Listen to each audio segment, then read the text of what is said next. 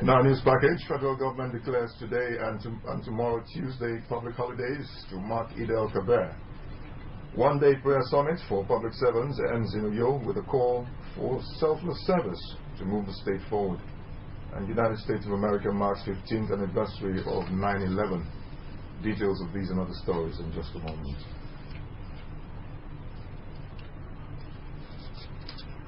Top of the morning, and thanks for joining us on the news. I am Samuel Udofia. The federal government has declared today, Monday 12th, and tomorrow, Tuesday 13th September 2016, public holidays to enable Muslims in the country join their counterparts celebrate Eid al-Kabir. Meanwhile, the police in the state have assured the people of their safety during and after the Eid al-Kabir celebration. The statement in Uyo, signed by the Police Public Relations Officer, Kadelia Nwawe, on behalf of the State Police Commissioner, says adequate security measures have been put in place to protect all law-abiding citizens. The statement warned criminally minded persons, miscreants and hoodlums to have a rethink, as any attempts by persons or groups to disrupt the peace in the state will be viewed seriously. Perpetrators of crime in the state, the statement emphasized, will be made to take the full wrath of the law. Serving God faithfully and wholeheartedly has been identified as a key to a wealthy and fulfilled life. The Superintendent of United Evangelical Church, Kwaibo Church, Nogaritam, the Reverend Ndweso Ekware, said this during his exhortation at yesterday's service. AKBC News reporters visited some churches in the old metropolis and observed that in most of the churches, faithful were giving thanks for the opportunity to see a new week. The report. The Reverend Ndweso Ekware, who is also the state CAN chairman, frowned at a situation where church officers derail from the responsibilities at the vineyard. The cleric maintained that for Christians to be blessed, they must walk in tandem with God's commandments, which is serving Him in spirit and in truth. The Spirit of God overtakes the person, and the man is set aside for special assignment for the Lord. And he automatically takes over that office and begins the function of that office. At the Apostolic Church, Jebon Assembly, the preacher of the day, Pastor Joshua Kon, told the congregants that one may have eyes, but is spiritually blind, depending on his or her relationship with God.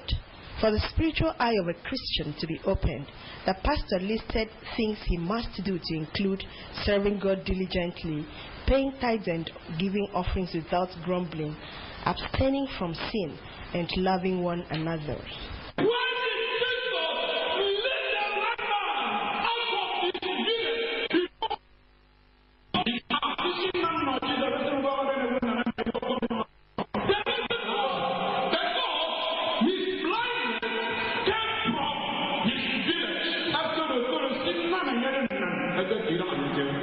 To the pastor of the True Church of God, Akpaobe Street, Pastor Jackson Akpan, heaven is not for everyone, especially people that keep provoking the wrath of God by sinning. Pastor Akpan emphasized that heaven is for those that have a forgiving heart and make God their priority. And he came asking him, "Good master, what shall I do to inherit the kingdom of heaven?" And he said, "You know the commandment." The Reverend Dekong Paul of the Mount Zion Lighthouse Full Gospel Church at Green Sokar, Uyo, said Christians should be mindful of their deeds, adding that whatever a man soweth, he shall reap at the appointed time.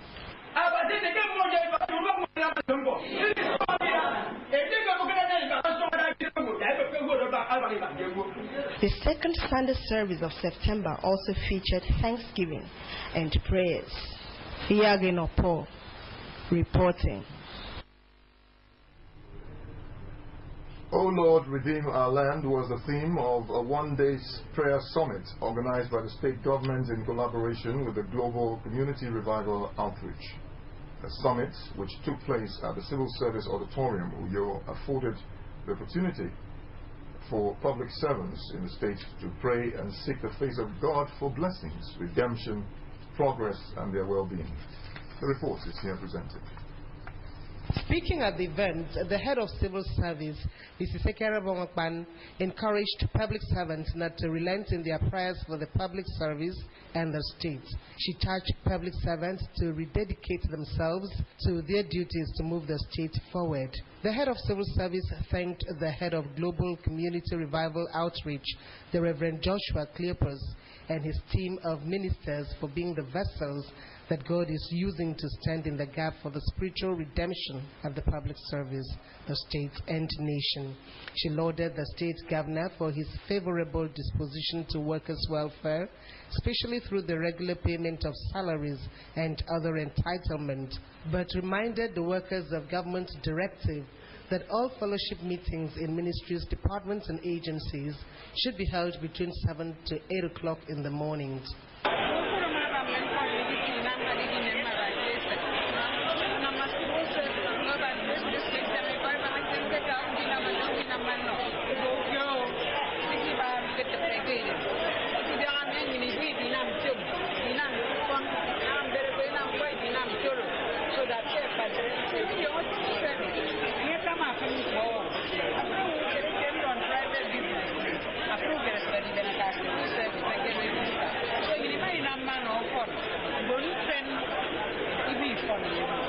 In his exhortation on the theme, O Lord, redeem our land, the Reverend Joshua Cleopas of the Global Community Revival Outreach said the prayer summit was an actualization of the vision showed him. The Reverend Cleopas stressed the need for all Christians to always intercede for the spiritual redemption of the state, assuring that with their repentance and prayers, God will forgive and bring his blessings upon the public service in the state. Today is a new dawn. After now, some great things are going to happen. And rededicate the civil service into your hand for your use, for the glory of God, for the good of the government of this state, and for the good of the nation. Speaking on behalf of workers, Mrs. Maria Essien of the State Education Board expressed gratitude to the state governor, Mr. Dom Emmanuel, for approving the hosting of the prayer summit. She commended the head of civil service, Mrs. Ekere Bongokpan, the Reverend Joshua Cleopas and his team of ministers for the passion and concern for the spiritual well-being of workers of the state. For a people, for a state, for a country to go far, if you partner with the God of heaven, you go places. And I know that this singular thing that has happened today, that God is going to honor it, and God will take us places as a nation, first of all, as a state and as a civil service.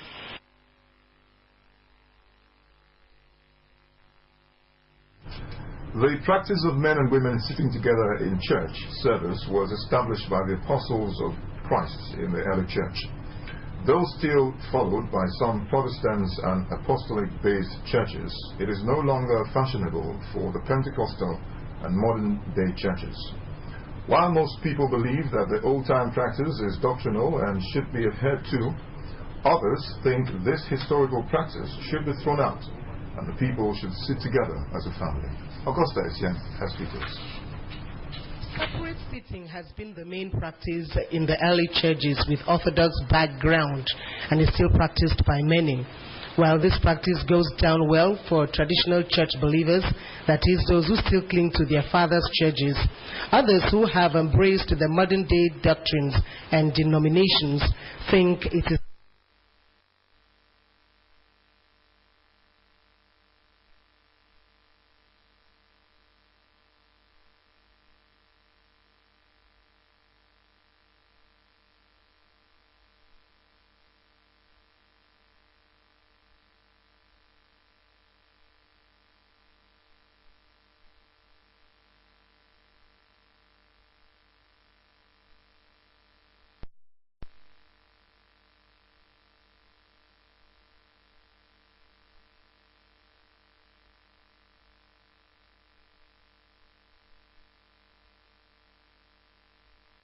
pattern. Perhaps this has more to do with cultural patterns, that is, of the ages past, the present age, and the ages to come, in that as culture changes outside the church, so does this practice. But does it affect the mood of the service? That is, does sitting arrangement enhance or hamper the service even when it concerns husbands and wives? I admire when people did it, when people used to do it quite a lot. So as I got married, I felt like it's a thing, and he also appreciates it. So why not? Oh, it's good now. There's anything wrong with it. I'm talking about sitting arrangement. Personally, I don't think we should be divided. The parents should be seated together, husband and wife, and perhaps the family. Because there are times when the pastor wants to preach, there are certain issues, might be they'll touch the husband or touch the wife. Might be you will say, hubby, remember what happened, remember what the pastor preached. So I think appropriately, the family should be seated together. Separate sitting arrangement, as old-fashioned as it is, some agree, is done in obedience to the apostolic command in 2 Thessalonians chapter 2 and verse 15, where Christians were asked to hold firm the old tradition. The practice also aids fellowship and brotherhood among people who are not family members. It lessens distractions between husband and wife, romance between unmarried within the service, thus creating a better spiritual atmosphere. Most importantly, when men and women sit separately, the holy kiss practice will be unharmful and holy indeed. On the other hand, people who believe in the inevitability of change in church doctrines do think otherwise, saying there are 4 reasons for sitting separately holds no waters. Augusta Sen reporting. Thank you, Augusta. And if you ask me, I think the family should sit together. The 2017 budget departments and agencies of government state has ended, but memories of the exercise, which lasted for 3 weeks, lingers in the mind of the state budget committee members and the NDA. In the following report, Etienne Oibanga, who watched the daily proceedings of the committee, says it was not only hectic, as there were some lighter moments. His report. The State Budget Committee went through a vigorous process of attending over 100 ministries, departments, agencies of government that appear for the defense. Majority of the ministries were represented by permanent secretaries, but for the ministries of transport, information and communications, the Tenia Kanomana appeared in persons to defend their 2017 proposals. The committee took time to examine figures and collect submission from the next year's budget brought before it. There was no atmosphere of relaxation or room for laxity as the committee worked a deadline. We started from 10 o'clock and we're almost 9 p.m. today. That's almost 12 hours today. Both for the service of the state and from all our discussion with MDAs, I think they are very happy for the smooth process of their return to us. But as it is often said that all work and no play makes Jack a dull boy, the State Budget Committee insisted that this woman from the Council of Arts and Culture who appeared for the defense should showcase one product budgeted for by the state government that could attract tourists to the state. This performance provided some comic relief from the intensity of the scene. Etienne Oibanga reporting. United States of America marks 15 years of September 11 attack that left close to 3,000 people dead. After the break, stay with us.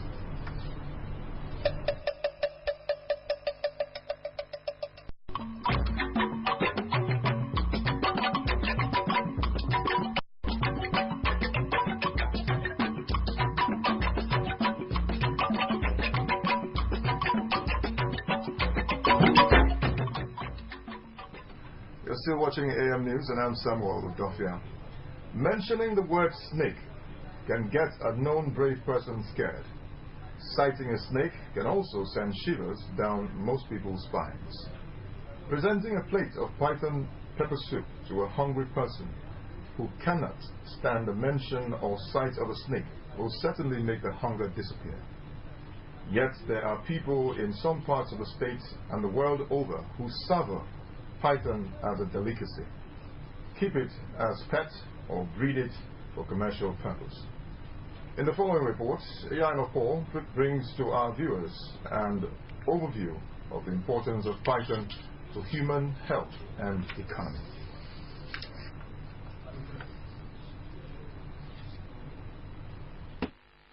Python, coined from the Greek word, belongs to Animalia kingdom. It is classified by scientists as a reptile and a member of Pythoridae family commonly found in Africa, Asia, and Australia. Among its members are some of the world's largest snakes. 8 genera and 31 species are currently recognized. Pythons are known as ambushed predators in that they typically remain motionless in a camouflaged position and strike at passing prey. One thing with this carnivorous reptile is that it does not attack humans unless provoked, while the females sometimes are aggressive because of protecting their eggs.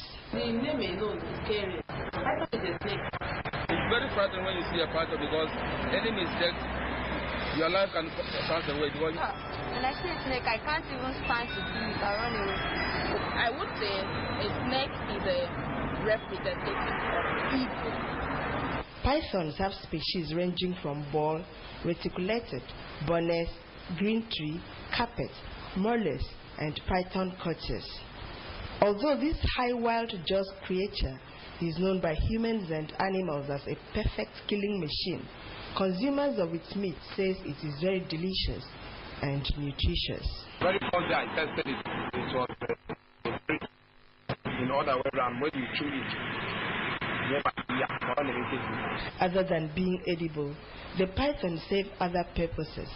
The skin is used in producing leathers like accessories.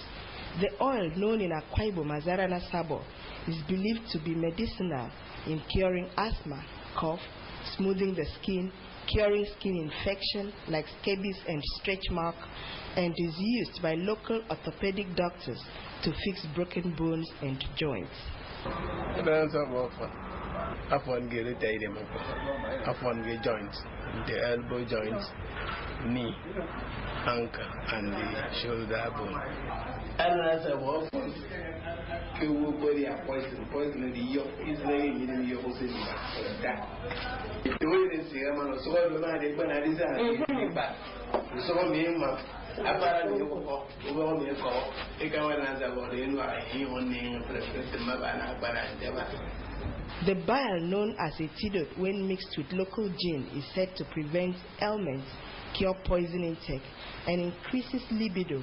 But those who know claim that if it is mixed with water, can kill a human. The blood, according to research, is said to boost hormones in human heart, and the flesh is rich in protein because of omega-3 acid, stearic acid, myristic, and linoleic acid in it.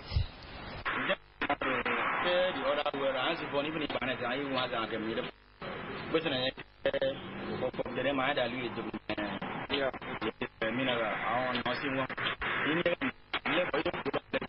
the next hour, I'm I will buy 1 year, one poison. They died to listen to walk over child of gang. Listen, no young one, unneutralized poison. When you write on the bottom of the bottom of the given but is python really good for human consumption? I don't know. I found them. I got the anchor by Ganyan. I'm going to eat. Put a record of them. I didn't go to Bantu. What not for the snake? The work would have been a better place for us. So, Mata, we got many of the academy and Ambiana. So, in some case, I'm better. We got at the set and giving them. I don't go for the even to me. Some people say,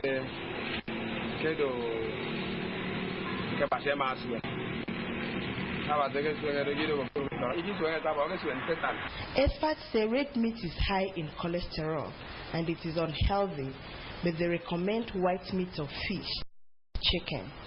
Studies shows that the python being white meat is healthy, but how many people go for it? I mean, you want my mother to I don't eat python. I don't eat python. Do you eat python? No problem. They curse for my head. How come they eat python? Now what do you say, bro? It's not in our culture to eat snakes. So no matter how delicious, no matter how nutritious it is, I don't think I can eat it. I will never try that. Why? It's a snake now. Snake in my place. I just eat it. No. It's a snake. I cannot eat snake. Why? No. Okay, if it was meant to be eaten, why isn't it sold in the market? I can't imagine myself eating a python, even a snake. I can't. Python is also included as one of the animals that God created. I can go so that I can save my life. Well, one man's meat, they say, is another man's poison. Now that the health benefit of consuming a python has been expounded, perhaps the next thing to go for could be the python. Or is it not? Iyageno Paul reporting. Thank you, Iyano. Death, they say, is inevitable, but when, where, and how it comes cannot be determined by the victim. So when an indigene of Akwa Ibom State, resident in Ondo State, Justina Effiong, was allegedly struck dead by a tree cutter in the forest in Ondo State, her body was confiscated by the traditional council of Idanre community to be sacrificed to the tree gods. But for the intervention of Akwa Ibom State government through the Ministry of Justice, the Legal Aids Council of Ondo State, Partners for Peace initiative to ensure that justice prevailed in the matter, the corpse would have passed through the ritual, which is not applicable in Akwa Ibom State. It was a sigh of relief for members of the bereaved family when her body was finally brought home for interment. At the event, the state government was represented by the Commissioner for Women Affairs and Social Welfare, Dr. Glory Edet, whose ministry coordinated the negotiation and recovery of the body. Dr. Edet applauded Akwa Ibom indigenes in Ondo State, human rights groups, and the Akwa Ibom and Ondo State government for stepping in to the matter and lessening the trauma of the loss to Justina's family. She urged members of the deceased family to take solace that the body was recovered and did not pass through Idanre community ritual as demanded by the traditional institution.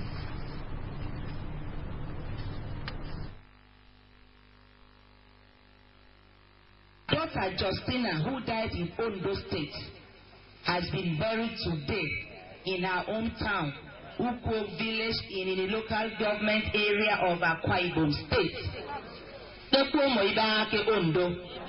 And that there is no problem between Akwa Ibom State government and Ondo State government. As far as they go, say the way my yareno awo. Mebo ya abasi di on fun bufo na ewo edi.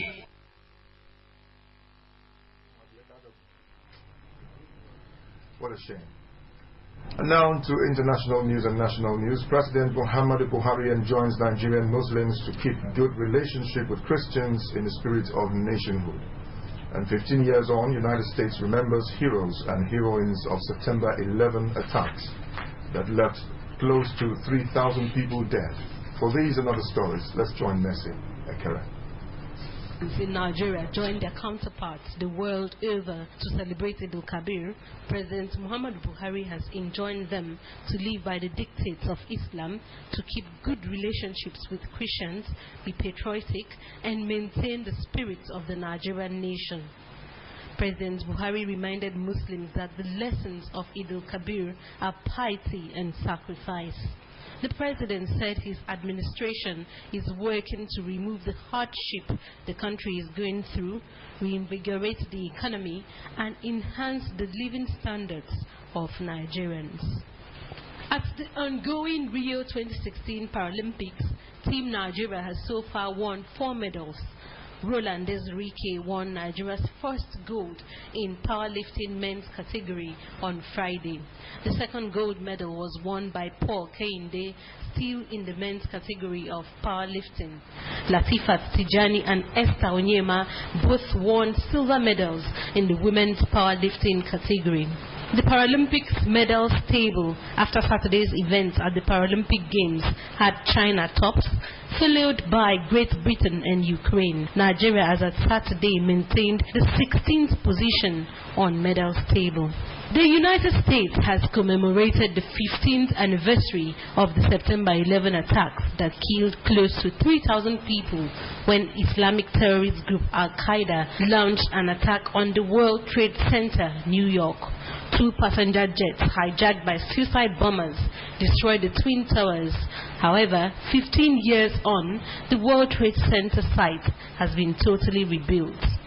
Services were held across the United States, while a moment of silence was held in the White House at 8:46 a.m. American time, the first time the plane hit the World Trade Center 15 years ago. President Barack Obama, who spoke at the Pentagon after a wreath-laying ceremony, said America had strengthened its defenses after the 9/11 attack. He called for unity, adding that when Americans come together, they can overcome all things. The most enduring memorial to those we lost is ensuring the America that we continue to be, that we stay true to ourselves, that we do not let others divide us.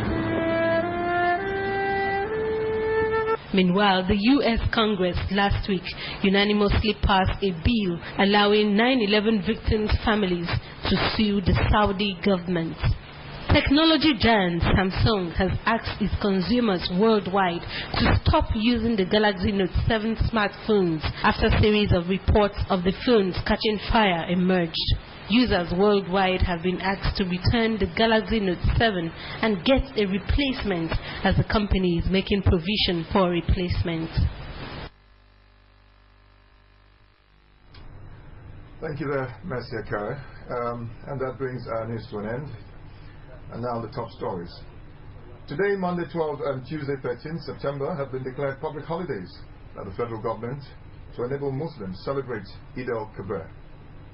Yesterday, September 11, 15 years gone, United States of America honored the near 3,000 people killed when an Islamic sect, Al-Qaeda, attacked and brought down the Twin Tower World Trade Center. That's our package. Thanks for watching. You can also watch AKBC TV News online by logging on to akbconline.org or follow us on Twitter at AKBC450 or on Facebook at AKBC Channel 45. Thanks for watching. Have a great day.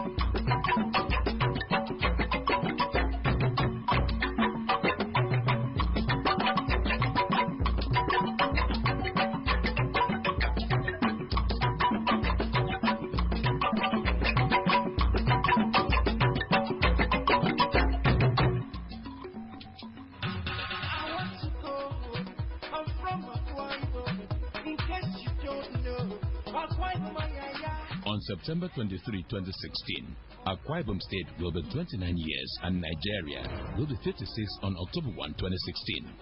Come, let's celebrate the anniversary of Akwa Ibom State and the independence of Nigeria. Oh yes, Akwa Ibom State has come of age with unprecedented developmental strides in all sectors of economy, ranging from world-class infrastructure to human capacity building. Come, let's celebrate the superior performance of our dear governor, Mr. Dom Emmanuel, who has reinvented the Dakar spirit on the people of Akwa Ibom State, and President Muhammadu Buhari, who has promoted transparency and accountability in the governance of Nigeria.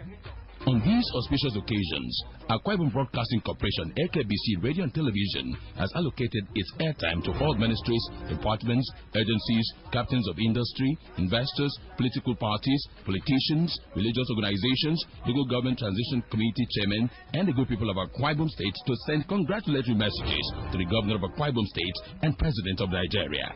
Business entrepreneurs can also advertise their goods and services through this medium to their target audience at a discounted rate. Come, let's celebrate these anniversaries together. Akwa Ibom at 29 and Nigeria at 56. For details, contact the Directorate of Marketing, AKBC, 3 Dodoma Avenue, Uyo, or call 0803-773-5324, 0802-784-3050, 0803-508-3452, and 0802-357-9166. Akwa Ibom, Dakada.